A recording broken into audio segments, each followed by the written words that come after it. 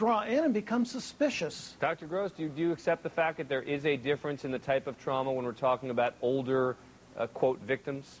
Well, you know, I really believe that all generalizations are false, including this one. You know, men and women, boys and girls have different ranges of experiences and histories and feelings.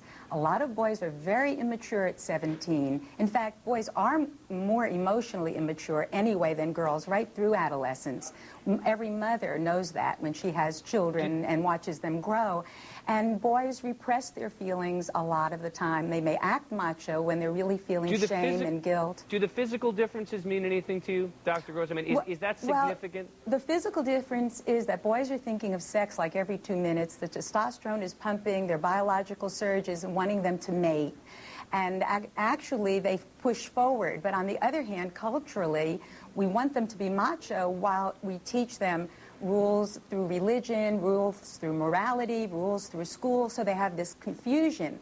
And when they are with an authority figure, and the authority figure takes advantage of them, you know, it's sort of like the morning after. They wake up and they feel guilty and humiliated and shamed and exploited and control issues. But if you were testifying in front of some sort of committee and they said to you, Dr. Gross, would you be comfortable with the sentences being different for adult men who have sex with 16-year-old girls versus adult women who have sex with 16-year-old boys? I think the law should be equal and even-handed because it's an individual event with boys and girls, but abuse is abuse. And when an authority figure takes advantage of a child, and an adolescent is still in that age of danger where they're striking out and doing things, feeling omnipotent, we know that boys get into a lot of more trouble than girls. All the substance abuse, suicide, all of those issues are higher for boys.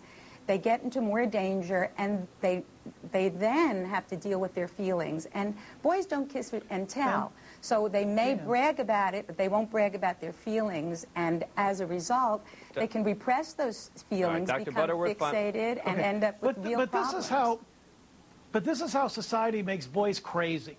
I mean, with a girl, if she's been sexually abused, the girlfriends come together and they feel, well, gee, we're with you. But when a boy says it, what is a boy going to go up to his friends and say, gee, I had sex with a gorgeous 25-year-old and I feel bad? They're going to laugh at him. So in a sense, it's like the whole society is making these kids crazy because the social group are looking at these kids as, it is not. Talk to teenagers, Doc. Boys end up having a lot of anger against women. A lot of S&M comes from that. A lot of fury of self. Before we go too deep into S&M, I'm going to wrap it up. Dr. Butterworth, Dr. Gross, thanks a lot for coming on the program. Appreciate it. Coming up, George Clooney. Driving 55 rather than 60 can add up to 2 miles per gallon in fuel economy. Slow down a little and save. Fuel for thought from America's oil and natural gas industry.